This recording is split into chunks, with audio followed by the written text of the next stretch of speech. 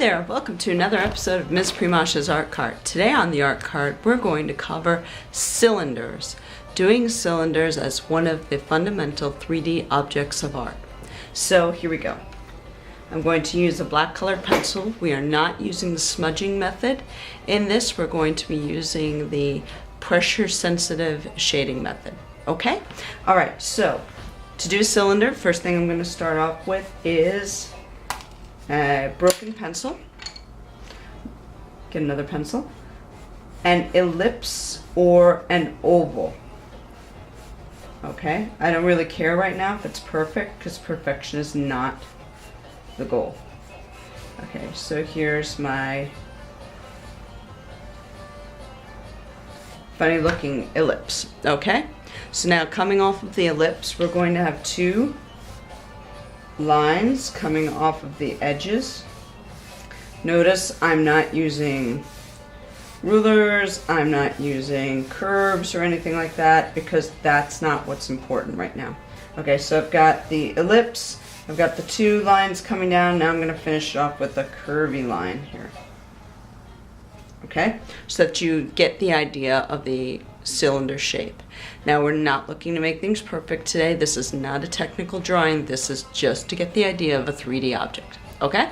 Alright, so let's say that my light source is coming from this direction, right? So then this is going to be the brightest part. Therefore this will be the darkest part. Okay? So the challenge with a cylinder is that it's kind of curvy. So I'm going to have my shadow coming kind of on a curve. See? Okay, so now using that circular shading motion that I like to use, let's make that part really, really dark.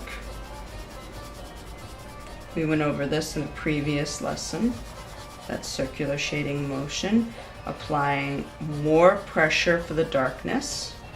Okay, so now we're getting up to where the light source is. So we're going to add a little bit less pressure to make it look like there's a gradation of shade. Still following that contour of this being a round object. Notice how I'm getting lighter and lighter the closer to the light source I actually get. All the way up here. Now the light's coming from here, so over here we may have a little bit of shadow at the top.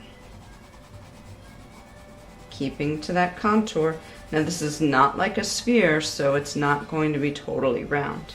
Okay, so now I've got this sharp line here. I don't really want that sharp line.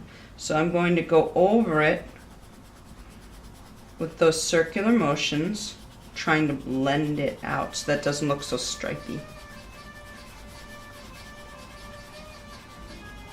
Which means I may darken up down here a little bit more to give it a blended gradation. Okay. Now I'm going to come back up here.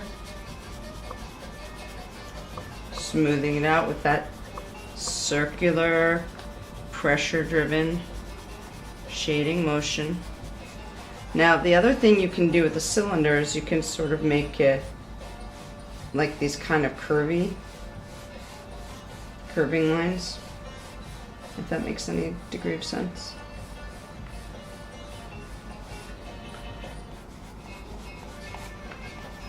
Okay, let's finish that. Now I'm going to make this part down here really dark to show the shadow part. And now I'm going to clean up a little bit. That's how I fake those lines that are not perfect.